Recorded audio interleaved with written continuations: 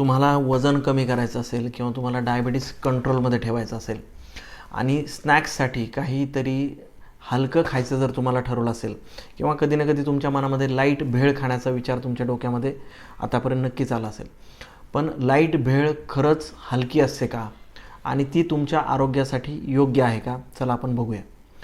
हे बघा, लाईट भेळ वजन कमी करण्यासाठी चांगली आहे का? आता या प्रश्नाचं उत्तर जर आपण द्यायला गेलो तर लाईट भेळमध्ये मुख्यत्वे करून काय असतं, तर त्यामध्ये पिवळे चुरमुरे असतात, शेव असते, फरसाण असतं.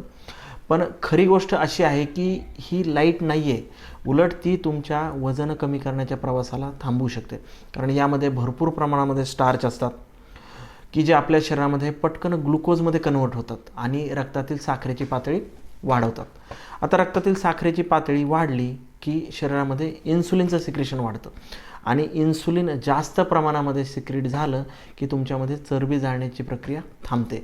म्हणजे ही लाईट भेळ खाल्ल्यानंतर पुढचे 6 ते 8 तास तुमचं वजन कमी होण्याची प्रक्रिया थांबते.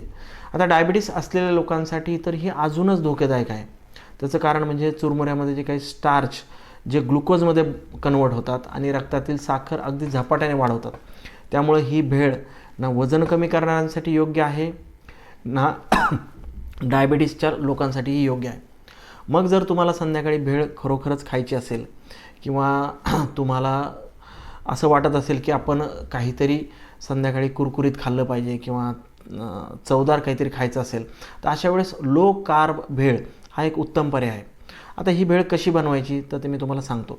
चुरमुऱ्याच्या ऐवजी काय करा, तुम्ही 10 ते 20 ग्रॅम फुटाणे घ्या की ज्यामध्ये फायबर भरपूर असतात, त्याच्यामध्ये प्रोटीन असतं. त्याच्यानंतर 5 ते 10 ग्रॅम तुम्ही शेंगदाणे घ्या ज्याच्यामध्ये चांगले फॅट्स असतात.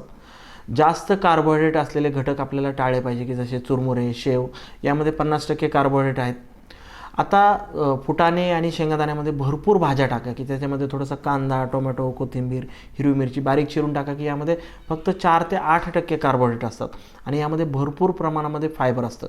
आता अशी ही लो कार्बोहायड्रेटची भेळ तुमची भूक तर नक्की भागवणार आहे, रक्तातील साखरसुद्धा त्याच्यामुळे झपाट्याने वाढणार नाही आणि ती वजन कमी करण्यासाठी सुद्धा तुम्हाला मदत करणार आहे.